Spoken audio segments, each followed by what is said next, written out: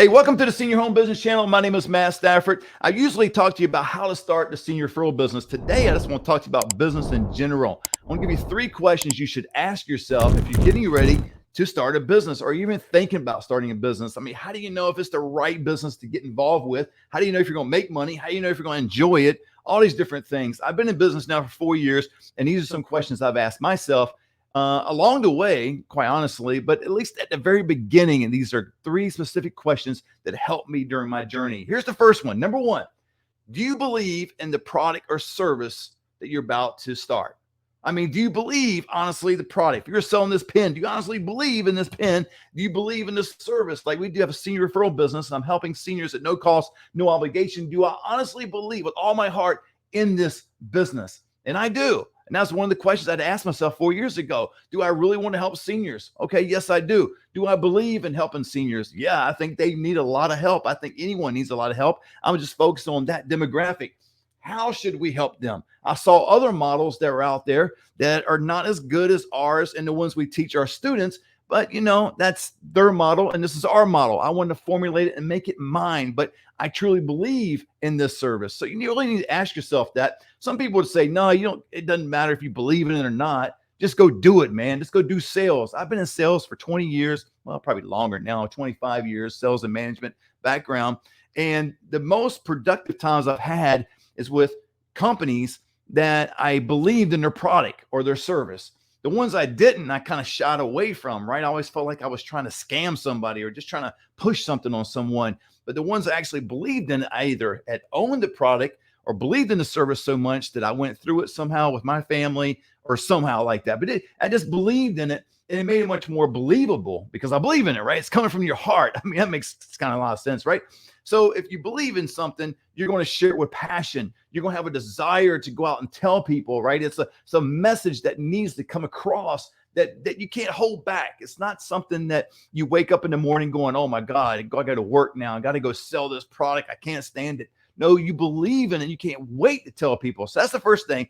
Do you believe in the product and service? The second question you need to ask yourself is, does this business meet your financial goals, right? There's a lot of things that you can do out there. I mean, I'm selling energy drinks. You can go sell Mary Kay. You can start your own business, doing it as a plumber if you have that kind of skill set or whatever it may be, but it doesn't meet your financial goals. And I started off with this question, okay? The belief of the product and service, but also my financial goals. And I knew there was a certain level that I wanted to get to, and I still want to get there. I haven't arrived yet, but I'm climbing up that ladder. And this business that I'm in provides that means, right? It provides the vehicle to get to where I want to go. But if you don't ask yourself that question early on, you may get to a certain level in that business and kind of tap out and go, man, I'm kind of disappointed. Now you kind of face 5-10 years from now, starting over possibly because you're disappointed in the financial side of things. You want to make more money. So it doesn't meet your financial goals. That's something you have to ask yourself. I simply write down, hey, I'm married, have kids. This is the amount of money I want to make. This is where I want to live. This kind of car I want to drive. I get very specific what you want. And see, that fits along the lines of anybody you listen to about reaching goals is you got to have clarity, right?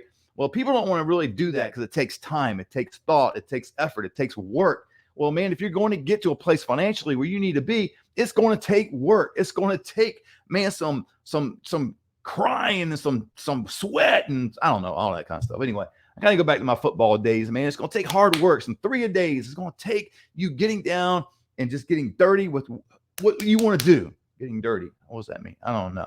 Don't go there. Anyway, but does it meet your financial goals? And if it does, that might be something you want to pursue because you already believe in the product or service. Now it meets your financial goals that maybe when you start, you're not there, but it gives you room to grow, right? I had some positions before, some sales jobs, had a salary, a little bit of commission, and we kind of tapped out at a certain point. I believe there was one that was like 120. Well, that's not my financial goal even back then, and definitely not now. But hey, that was something I could get to. But if I asked myself this question years ago, then I wouldn't have started that because it didn't meet my financial goals. Okay. All right, the third question you need to ask yourself is, are you willing to commit to this venture, this business for a minimum of 5 years? I asked that question because that's something I asked myself 4 years ago. I'm still doing it 4 years later, but I tell my students this all the time. This is not a get rich quick deal. Now, anything that you get involved with for a long period of time should not really be a get rich quick deal. But then again, you know what? There's no harm in making money fast, right? I've tend to make I've had the opportunity to make some money fast over the last couple of years, but that's not the principle behind it. You want to be willing to be committed to it. Like I see people jumping in real estate and then a year later they're jumping out. I see people going to another job and they jump out. You know, they come with me and they go, "Hey, I want to be your student, man. I want to learn, I want to absorb all what you do, and I want to be where you are, and I want to be successful and help all these seniors and make money." And then a year later, they kind of fall off. Now, I've got students that have been with me for 4 years. So I've got students that have been with me for a long time, but I do have some that kind of fell off because it does require work. So you have to ask yourself, are you willing to make that commitment? And you're making that commitment to yourself, as no one else. Okay. So you have to write it down. Say, I'm committed to this venture, this business for 5 years at least. I'm going to give 5 years of it. And that is 5 years you'll never get back, right? So you have to give all that you have to this business, learn, absorb, get a mentor, get a coach, learn all you can, read articles, go to conferences, whatever you need to do to just immerse yourself in that business, whatever it is. And then I believe you'll be successful. So those are the 3 things I want to give you today.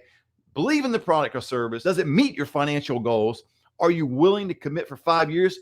And if you are, man, you're going to be successful. God bless. If you want to know more about the senior referral business, you can text me below or you can go down below and watch a free webinar. God bless.